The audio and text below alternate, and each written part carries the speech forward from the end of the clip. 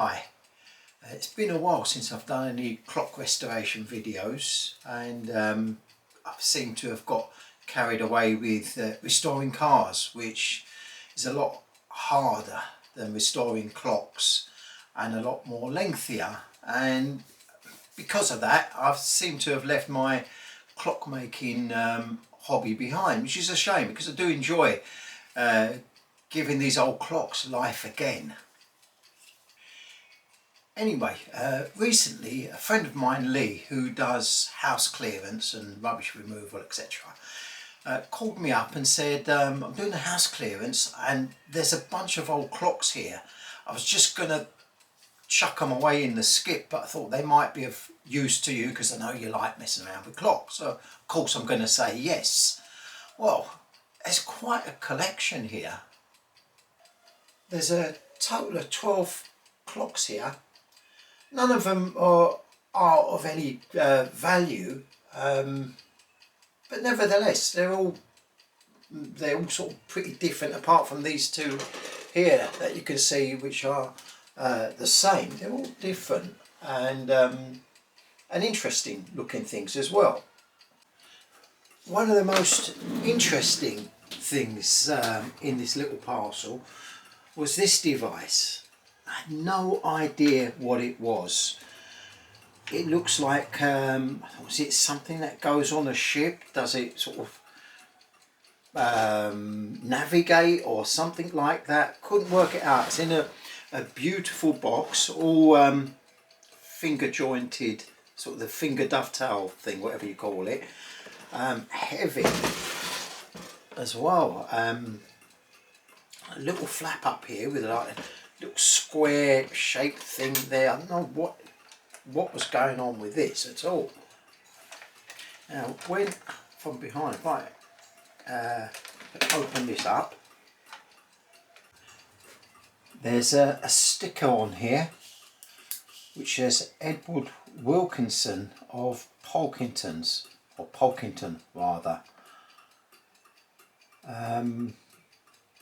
There is a date on there which says 1972 as well. So I suppose that's when this thing was made or something like that. And some clock test certificates. So I was intrigued even further. Now this big unit in here does come out.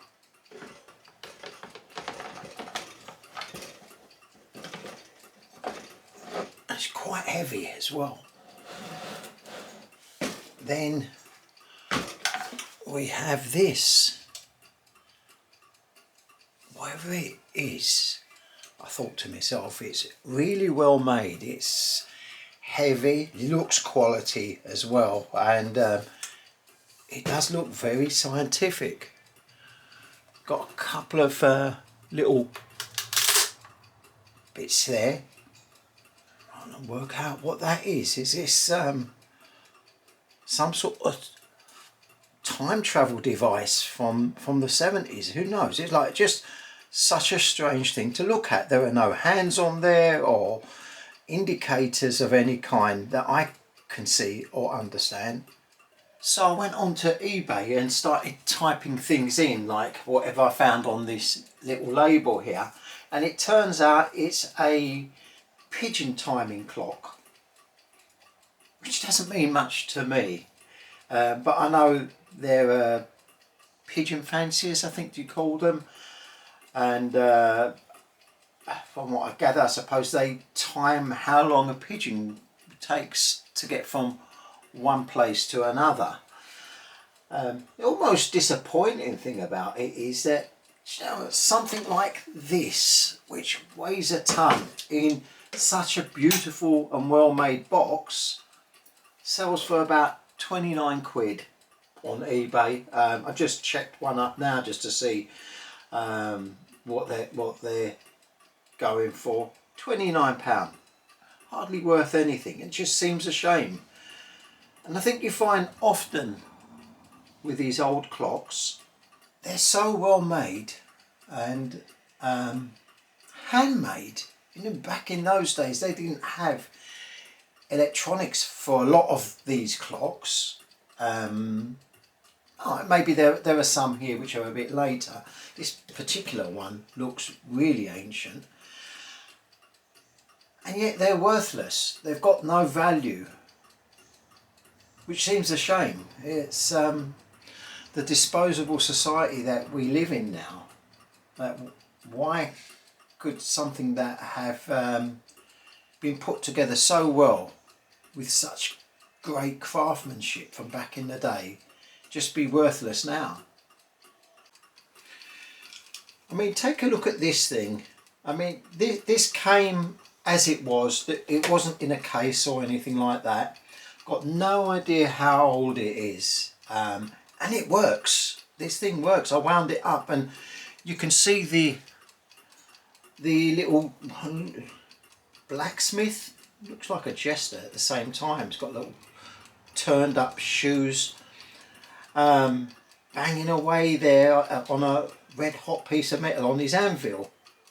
I really like this one. I was hoping to find a case that I could fit this into, because it just sort of has that scent of history about it. And yes, of course it wasn't made in 1066 or anything like that, but I imagine this is quite an old piece because of the picture that's on there. Turning this around on the back, there are no markings. There's nothing obvious to tell me who's made it, and it looks pretty basic as well, but quite a nice little piece. I've also got this. This is heavy, and this is Smith Electric. I've never come across the electric clocks. I've heard of them. I think it's what you call an Art Deco styling, if I'm not mistaken. I wouldn't know where to begin with trying to get something like this to work, for fear of being electrocuted. But again, very nice. Nice slim case.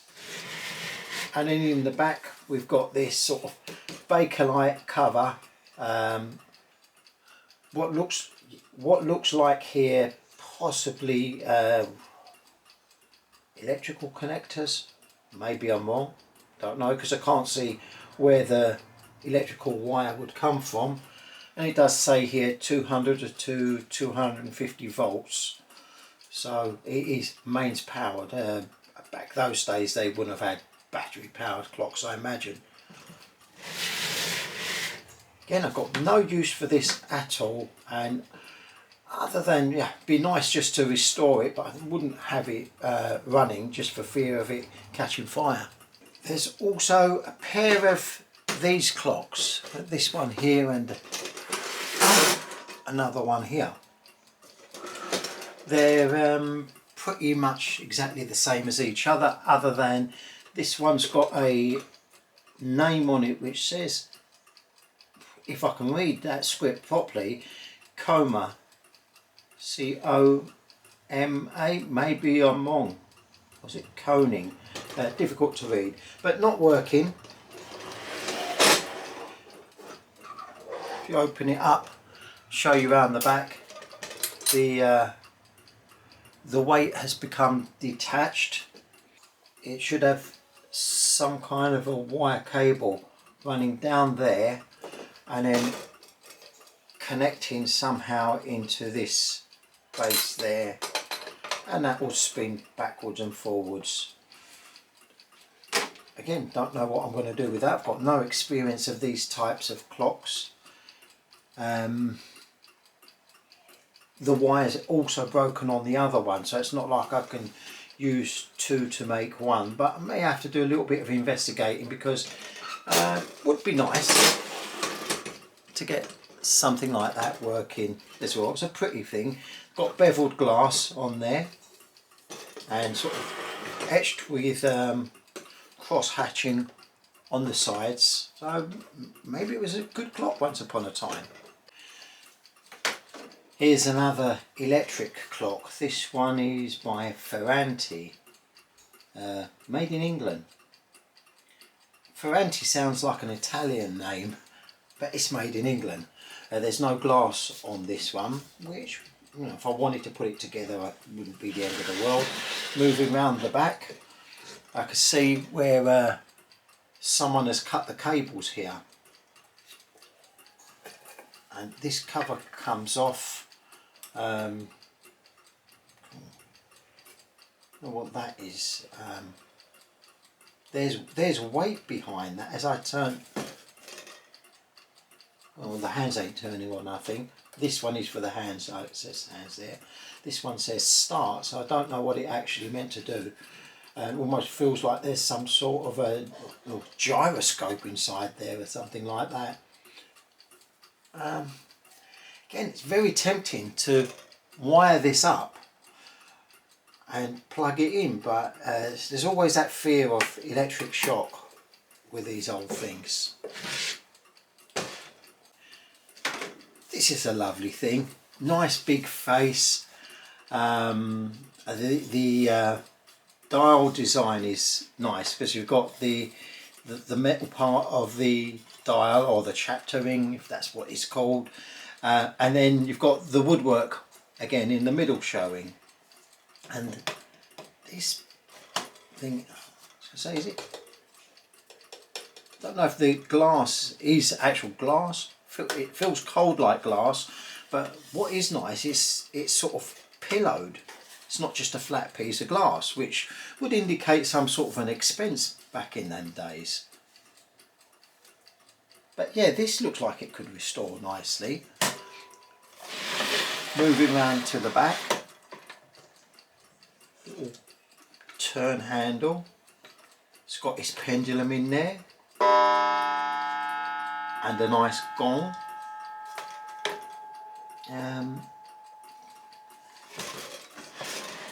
No make, or is there actually? No, just says foreign. This clock is a bloody foreigner. And a lot of the nice ones are. But yeah, it doesn't look, how can I say, doesn't look as rich as some of my French clocks, where the brass plates are all sort of shiny and smooth and thick and heavyweight. So I don't imagine there's any value to this once again. But again, who knows? Now my favourite one is this one. It's not the prettiest. That opens. The dial is completely worn out. But this looks really old.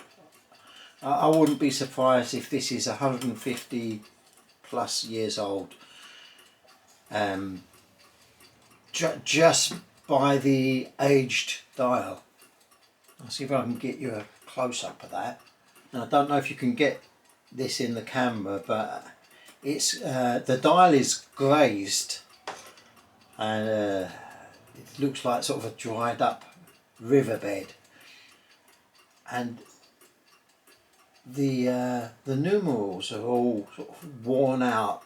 You can see that they've been hand painted on by someone who's really skilled back in the day. But yeah, this is definitely a very old clock. Moving to the back of this one. Again, you get like tiny little metal hinges, and then this door opens to reveal the mechanism. I've got a pendulum with this and a key.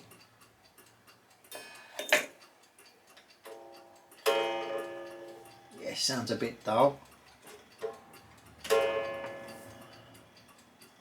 I am looking forward to restoring this particular one. It would be nice to bring this up to a certain standard. even though the dial is worn out, but I don't often do it, but I think this one's one of those that needs a sympathetic restoration. I don't think I'd actually want to make the dial look like brand new and paint in all the numerals all over again. I think the beauty of this is the fact that this is a really old clock, and I kind of want to retain some of the aging of it, but at the same time, you know, making it look nice and of course function properly as well. But yeah, this is a lovely piece. Again, worthless probably.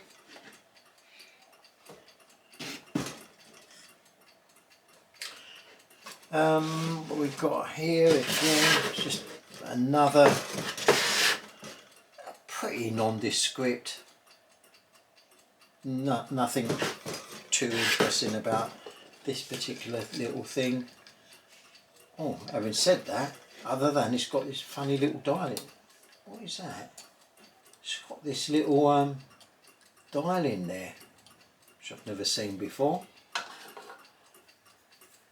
On another clock, I mean, I've never seen that before on another clock. Right, so this ain't going to never repair. Looks like the balance spring is completely obliterated.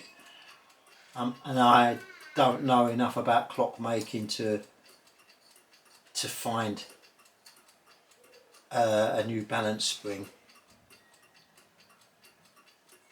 Quite a nice little mechanism though. Seems to be a lot going on in there. Yeah, it's a shame that got a little bell on the bottom, which ain't working.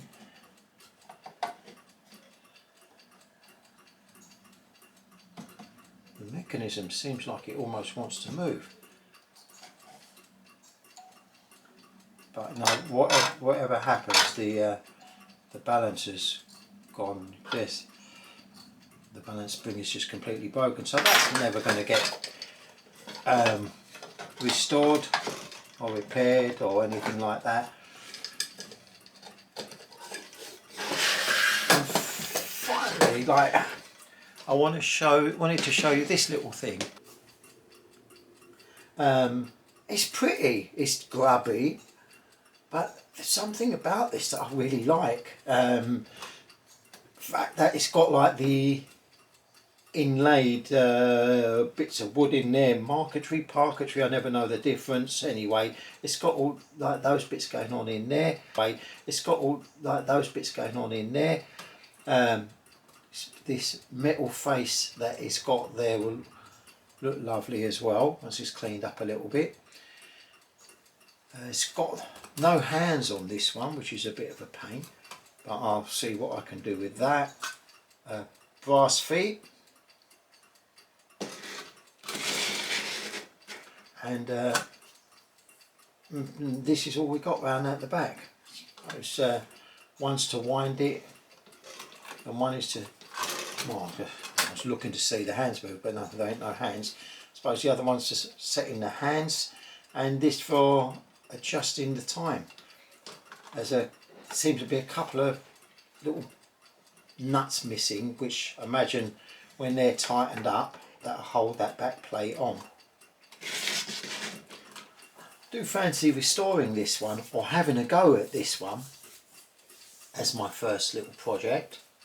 Be interesting to see if I could get it running, and at the same time maybe find a couple of hands for it as well. I've got a little selection of clock hands, although the hands for this would more be from perhaps a pocket watch, I imagine.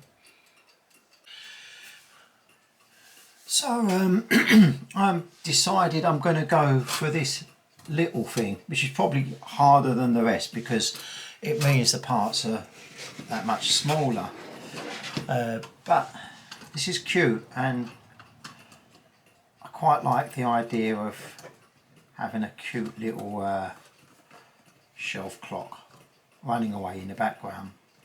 So I'll begin with undoing the winder key, moving that, take off this back plate, and that reveals the mechanism. And it looks a bit grubby, but everything seems to be intact. Now take that out. The hairspring looks a little bit distorted, but I could possibly straighten that out. It's got a spring which is an exposed spring as opposed to one that's in a barrel, and it's quite small, so I don't know how I'm going to work around that.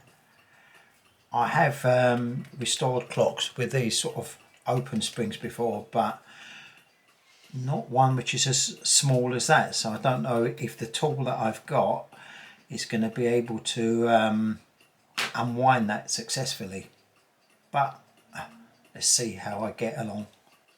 Got two little screws on the top here.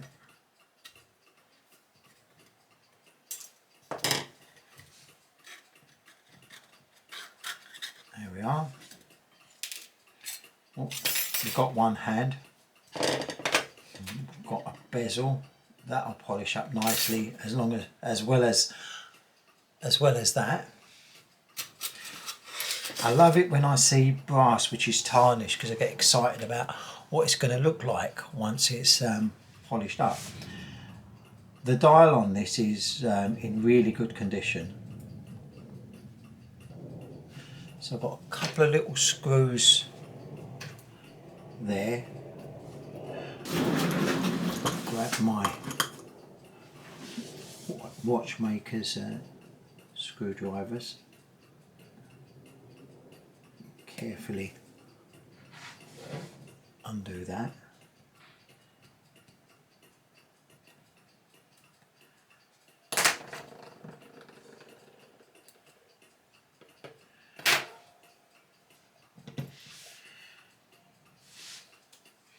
Back of the dial.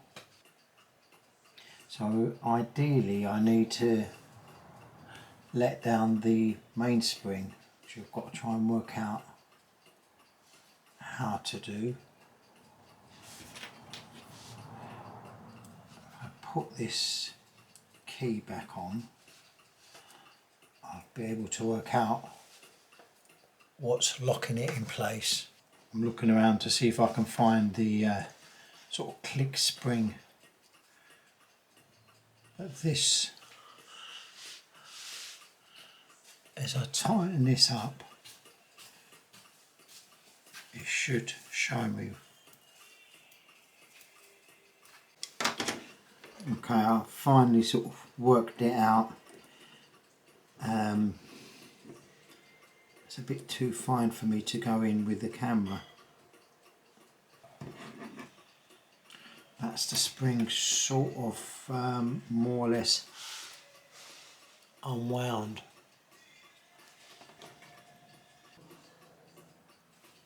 I've got 4 nuts,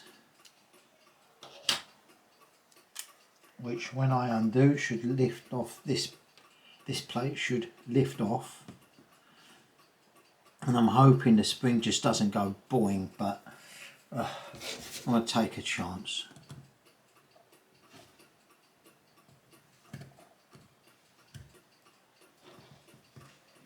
Slacking them all off to begin with. Oh, it feels like things are just wanting to bounce out. Again, that's the importance of taking photographs, because if things do fly out of position, hopefully my photographs might indicate where all these bits go back in.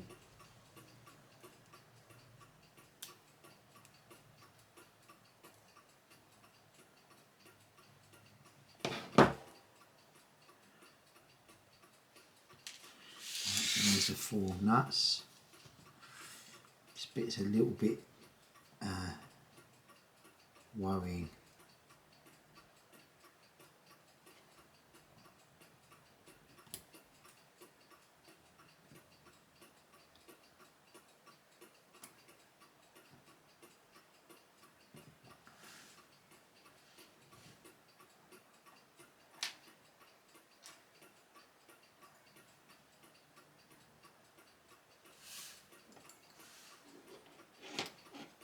Right.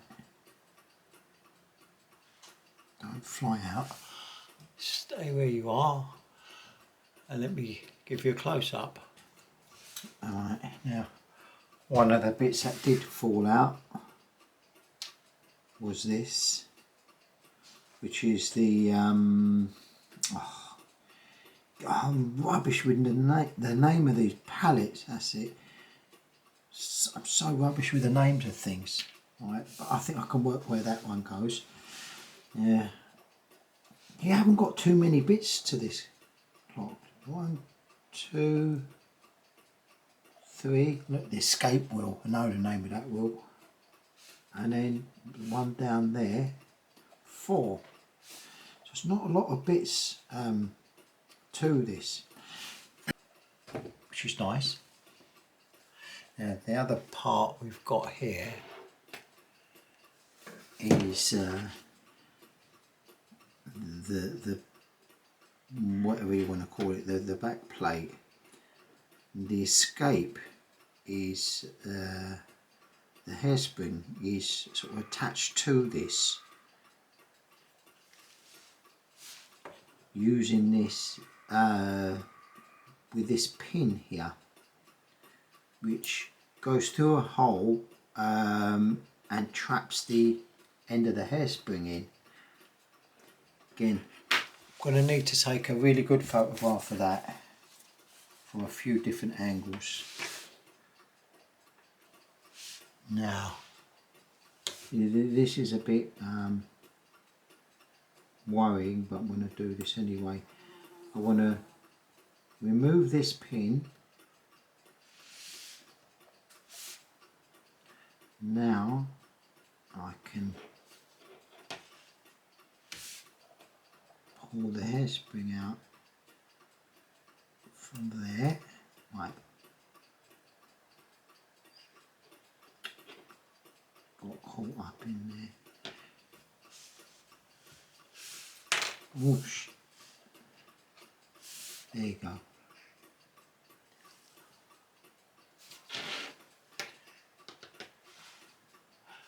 And that hairspring is actually in really good condition. The spiral is very, very even. Oh. Okay, I just waited for that to finish. Yeah, the spiral is very, very even. Nice even gaps all the way around it. And it's just this last tail end of it which might need straightening out, and I think I can do that. Going back to the plate here, there's nothing else on here other than the arm which adjusts the speed of the clock.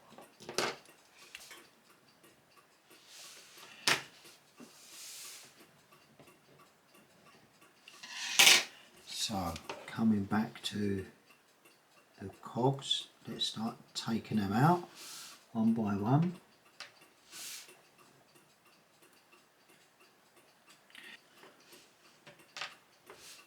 Mechanism is quite dirty, which for me is a good thing because it tells me that like when I clean it up it'll all be running lovely. I think I need to try to remove this somehow. I don't know how I'm going to remove that because it's trapped in by this little washer, and I don't know what this, the way to take this washer out looks a bit dodgy. almost looks like there's a piece of wire or a spring or something which is holding that washer in. So the idea is that that washer comes off and then this can lift out and then that wheel can also come out, but I've never seen this sort of method that captures the washer before.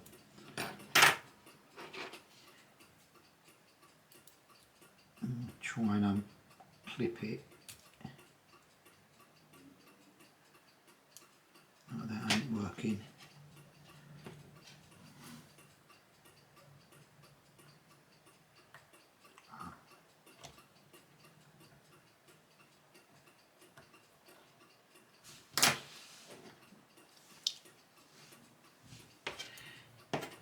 There we are. I don't think that's the, an original part that's on the end of my tweezers there. I think that's just a piece of wire that someone has put in to retain that little washer. So now that washer comes off. That comes up.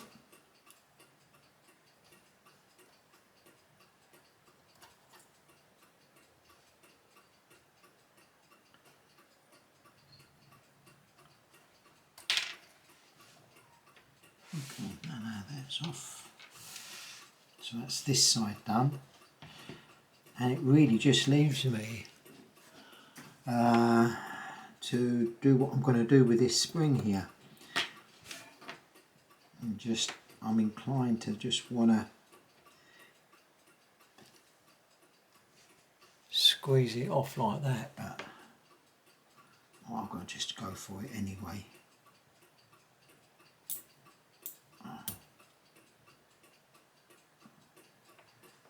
Alright, tension's off from there.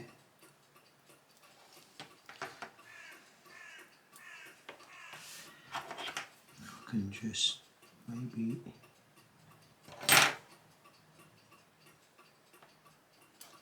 lift out the whole wheel, and that's that. Yeah, just to show you which something I couldn't show you earlier. There's the this is the spring, and there's the little click. So the end of this spring was pushing down on the click, so, which stops it from unwinding when you're winding it up, basically. But it was awkward to get to from the position that I was in.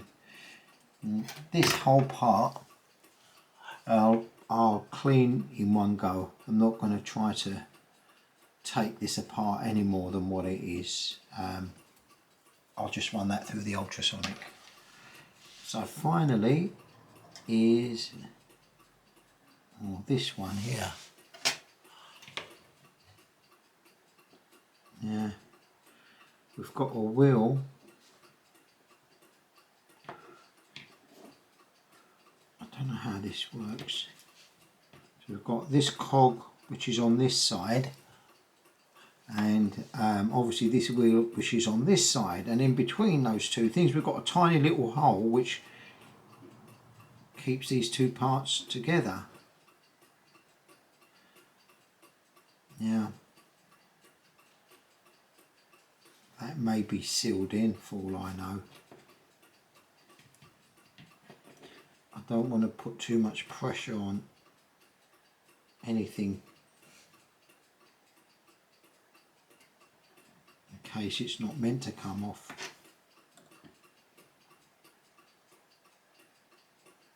I'll still try though, but no, again, I think I'm going to leave that part as it is. So I've got my little collection of parts which I'll put into a basket, run it through my ultrasonic and try and put back together and see if I can get the clock to work. So here's my ultrasonic cleaning machine. It's a nice one. It's got a heating element as well and a timer, so it can warm up the fluid. Now I've placed everything inside there in little containers to keep some of the more delicate parts from just floating around in the water. And I like to use this stuff. People have asked me before, what do I use for, let's just get that, this stuff here. I like to use this stuff for cleaning in my ultrasonic, made by Priory Polishes, and it's specifically for little clock parts. Now this stuff does contain ammonia, so you want to use it in a ventilated area, otherwise you'll end up passing out.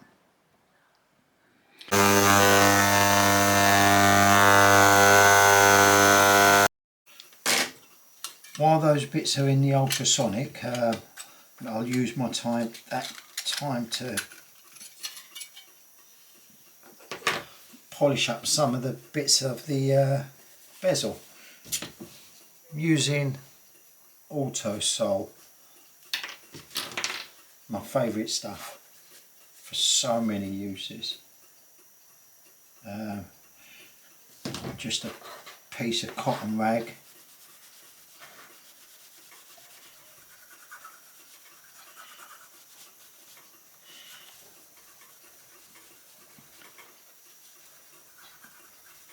and I can see it's already coming up really nice and bright. As I say, this is like the satisfying part for me of clock restoration.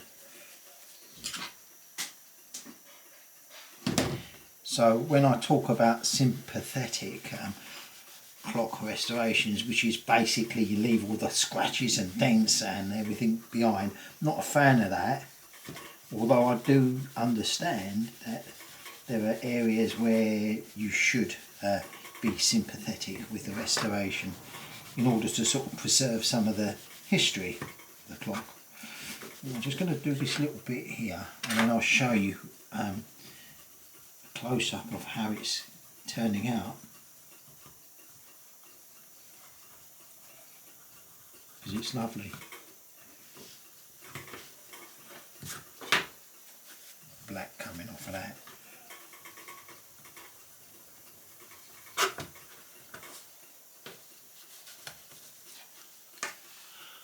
Alright, look at that.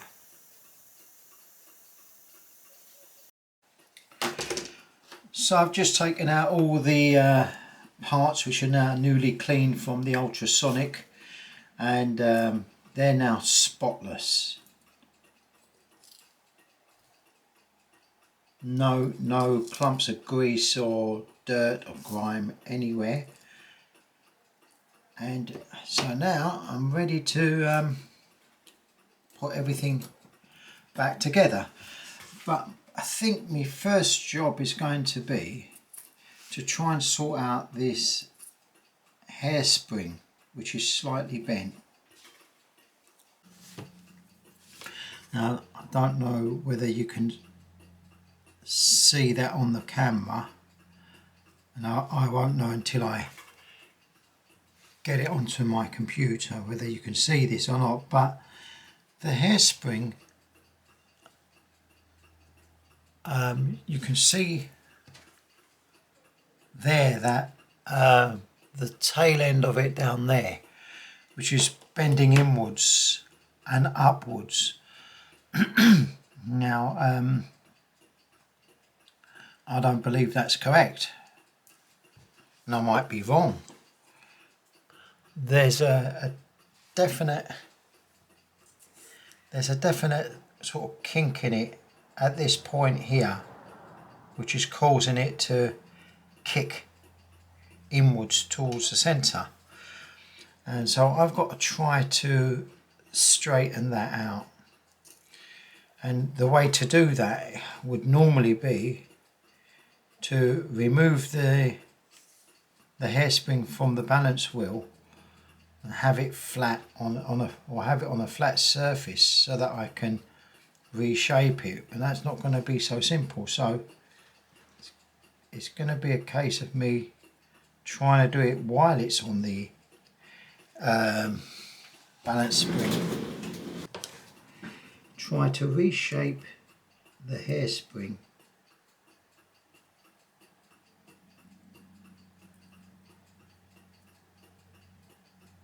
so that it spirals outwards.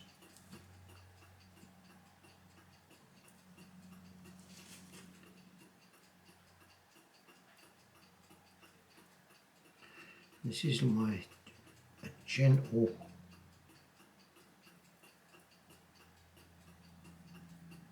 or gently bending it.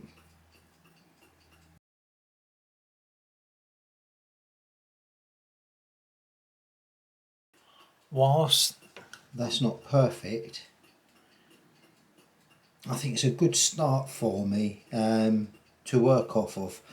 So I'm going to try and put the mechanism back together now and see how the clock runs. And obviously if I've got any problems, I know that the problems are coming from the hairspring.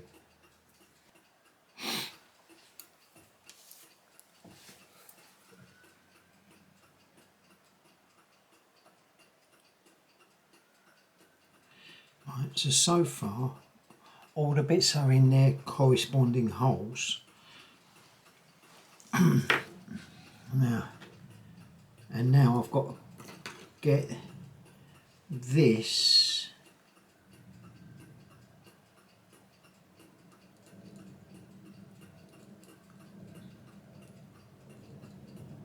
put on there. This ain't easy at all.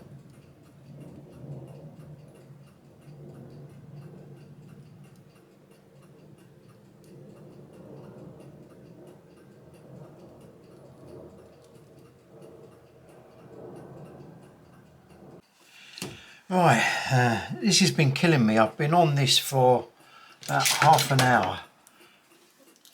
As I say, these smaller clocks are harder to work on because the bits are so small, and trying to get all the pivots matching up on top and bottom holes it was a complete nightmare, which is why I had to do it off camera, because you don't need to know how I do this, because it involves a lot of swearing, and swearing helps. Anyway, I've got it all put together now. Let's move it in.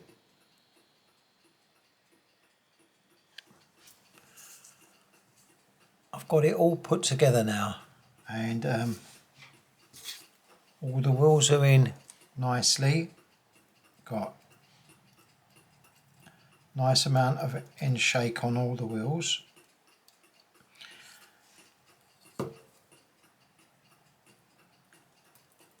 As you can see there. So far so good. Alright, this is now Sunday. I had it running yesterday and it was running for quite a while, so I left it overnight only to come in the morning and find that it's no longer working. The problem with this mechanism is to do with the balance spring. Now, as I say, it looked a little bit bent up and I've straightened it out as I think it should look, but I'm getting close to sort of finding the answer to the problem, but I'm not fully with it yet. One of the things I've done is slid the balance down lower, going down this way, more towards the balance wheel, and I'm now attempting to bend the hairspring upwards, because what's happening is the position of where the hairspring was is rubbing on the little post there. So my thought is, if I lower it, bring it down lower, and then shape the hairspring so it spirals upwards, and at a lower position it gives it clearance to sort of expand and contract like a heartbeat there. And that's what I'm attempting to do at the moment, but it's quite fiddly, and I think I may have to take the whole balance wheel out and try to shape it while it's on my workbench.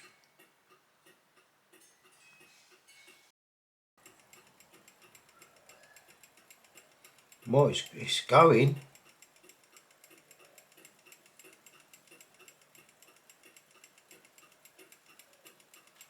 Seems to be ticking away quite healthily. You can see it's, as I say, it's moving very, very nicely, very freely. There don't seem to be any restrictions there. My sort of biggest concern is the fact that the hairspring, as I say, isn't sitting flat, but that doesn't seem to be hindering it in any way. So I'm going to leave this testing like this for about an hour, and then if it's still running, I'll finish off putting the rest of the bits onto the mechanism and put it back in its case. So while that mechanism is beating away happily over there, and I'm watching it, and it's running really, really well. I'm very, very pleased with that. I thought I'd have a go on this little case, and me being me, and just whatever is at hand. You're looking at this sort of dull and sort of tired looking case. Well, put a bit of Autosol.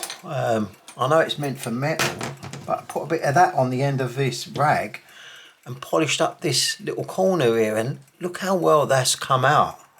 So it seems like Autosol has got lots of uses, so I'm going to continue with that and bring the whole case right up. I suppose it behaves like a fine compound in a way, taking off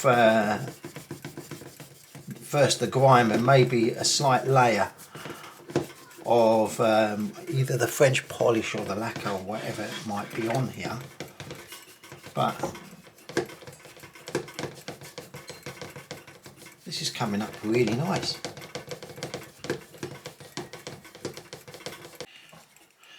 Right, so the case is all polished up. Still got to put a bit of wax on it, but that's all done. And during all that time, its clock is still ticking.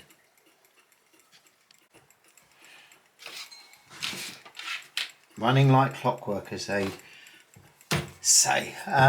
So yeah, happy with that.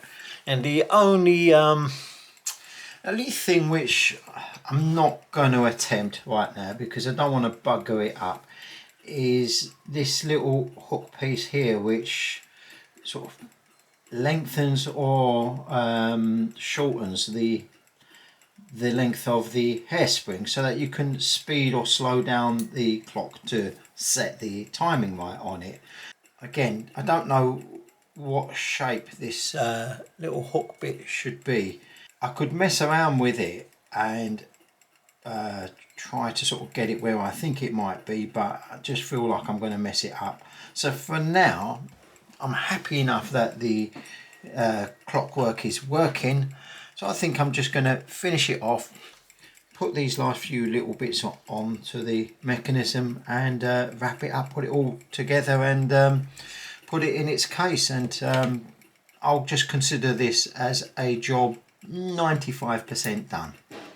Right, so I've got the mechanism into this part of the case. All I need to do is put a couple of screws into those bits there. There ought to be one underneath here as well, but I haven't got the right size screw for that, so I'm going to leave that for now. In a way again. Got this little panel that goes on the back. That'll need a couple of nuts to hold it into place as well. So once again, we've brought a dead clock back to life, which will happily live for a few more years.